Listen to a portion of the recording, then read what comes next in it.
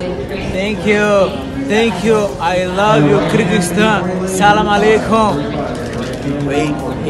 Alaikum salam. Salam alaikum. Alaikum salam. Salam alaikum, Kyrgyzstan. Mashallah. Yati Bialu Blue.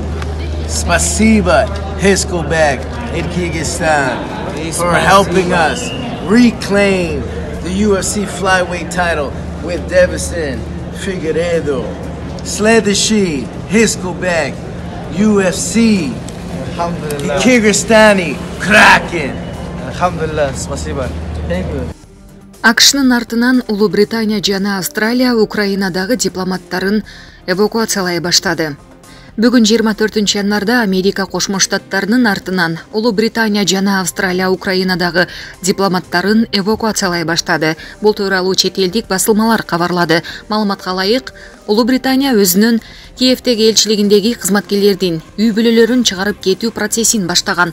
Анын артынан эле Австралиядагы өзүнүн дипломаттарын эвакуациялай баштады. Эскерте кетсек, АКШ Украинага Россия күтүүсүздөн кол салышы мүмкүн деп билдирүү тараткандан кийин элчилик кызматкерлерин өлкөдөн чыгарып кетүүгө киришкен.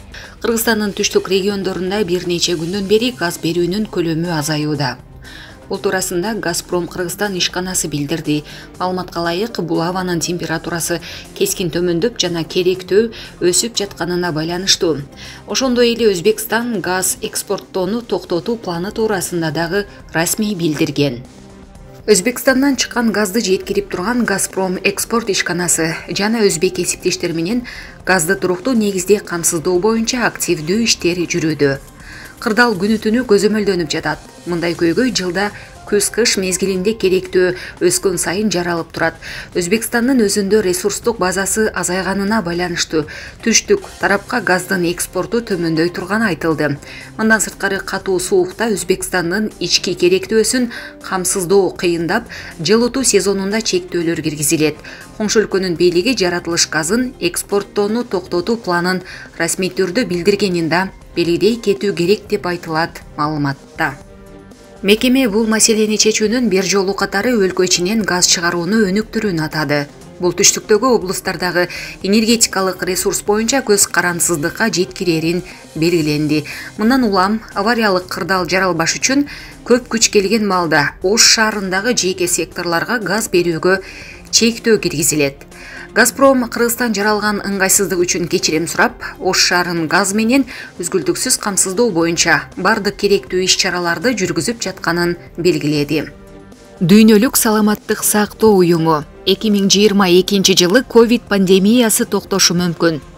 COVID-19 пандемиясы 2022 жылы соңуна чыгышы мүмкүн. Бул үчүн комплекстүү чаралар көрүлүшү керек. Бул тууралуу Дүйнөлүк саламаттык сактоо уюмунун генералдык директору Тедрос Адханом Гебрейсус билдиргенин РИА Новости жазды. Дүйнө мамлекеттери бардык стратегияларды колдонсо, пандемиянын оор фазасын быйыл жыйынтыктаса болот. Биз COVID-19 илдетин саламаттык сактоо тармагындагы өзгөчө кырдаал катары карабай калышыбыз мүмкүн, деди ал. Анын айтымында COVID-19 илдети пандемия катары каралбаш үчүн өлкө калкынын 70%-ын эмдөөдөн өткөрүү керек. Ошондой эле адам өлүмүн азайтуу үчүн дарылоонун эффективдүү жолун киргизип, диагностиканы, кычкылтекти жана вируска каршы препараттарды медициналык жайларда жеткиликтүү кылуу зарыл. Вирустун жаңы варианттарынын пайда болушуна көз салып, мониторинг жүргүзүп туруу кажет, деген адис.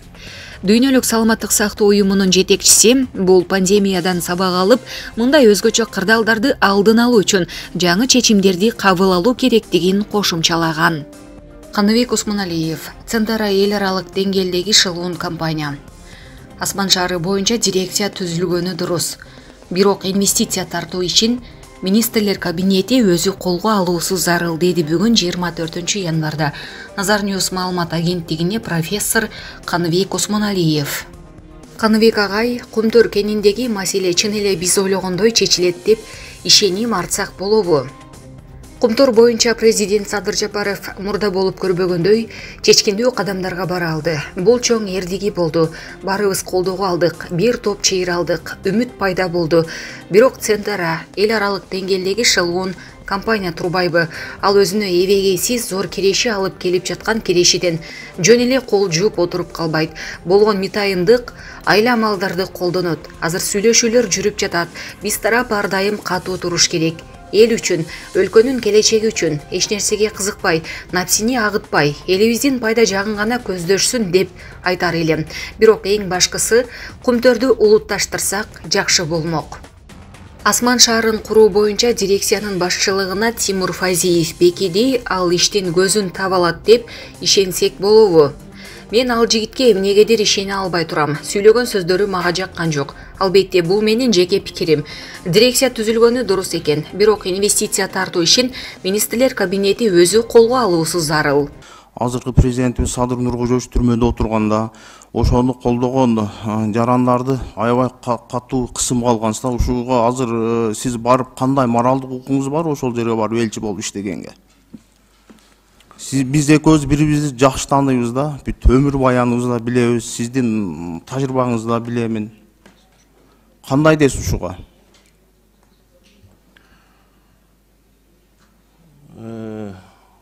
Урматтуу Рысбек Исламович, бул сиздин субъективдүү оюңуз болуш керек. Мен эч кимди кызым алган эмесмин. Мен мыйзам чегинде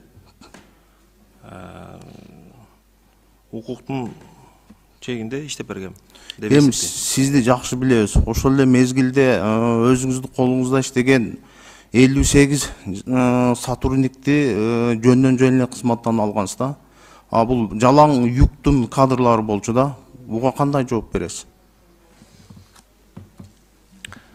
Дагы бир жолу, урматтуу Рысбек Исламович, менде эч кандай север-юг деген, восток-запад деген эч качан понятие жок. Муну коомчулук билет. Эч кандай андай мындай бир көз караштан анан бир ойлорго карата мен эч качан кишилерди куугунтук алган эмесмин. Мыйзам чегинде иштеп бердим. Эми биз жакшы билебиз, ошол сиз алган кызматкерлер баары через сот аркылуу келип орундошту. Ошондой эле сиз мына улуттук коопсуздук комитетинин төрагасы болуп турганда жумуштан башка себептер менен кеттим деп атасыз да. Сиз чет өлкөлүк компанияны колдодуңуз. Кыргыз мамлекетини колдошуңуз керек эле, эми сиз ошондой жооптуу кызматта турганда да. Эми азыр барып Украинага барып кандай бир проекттерди алып келесиз? Элге, мамлекетке кандай кызмат кыласыз? Рысбек Исламович, мен чет мамлекеттик компанияны колдогон жокмун. Мен Кыргызстандын экономикасын колдойн деп фабрика алып келип курдурайын дедим. Ар бир мамлекетте өзүнүн фабрикасы бар, Гознак деген. Жалаң эле паспорт эмес, башка дагы документтер чыгат. Мен айтып кетпедим, акцизный маркалар чыгат жерден, бланктар чыгат. Ошону алып келип салдырайын деген ой менен. Мен паспортты лобби кылган эмесмин. Мана силердин коллегаңар, кечирип коесуз. Силердин коллегаңар Рыскелди Момбеков, 6-чы созывдын депутаты. Дайым айтып жүрөт го, паспорттук мафия деп эле жүрдү го. Биз эмне үчүн өзүбүз паспортубузду өзүбүз чыгара албайбыз? Эгемендүү мамлекетпиз. Улуттук коопсуздук кызматына киреби ошо паспорт фабрика алып келип курганга, функционалдык обязанностуна киреби ошондой?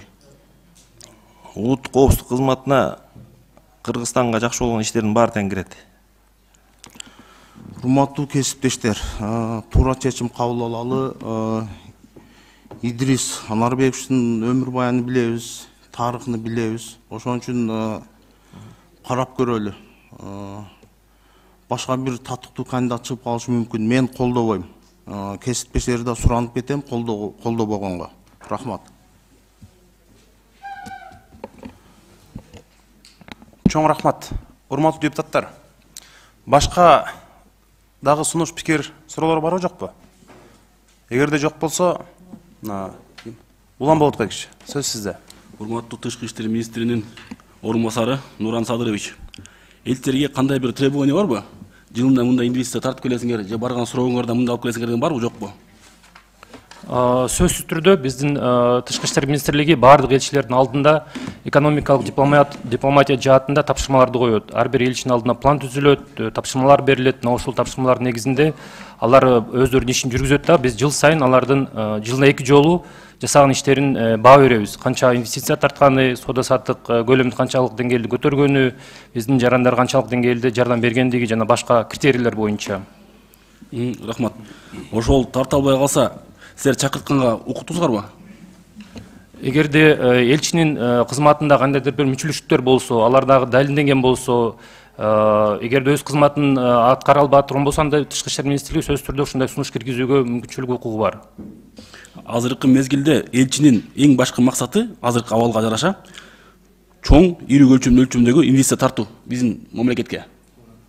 Ошондой тарта албай калса элчилер чакырта аласыңарбы кайра?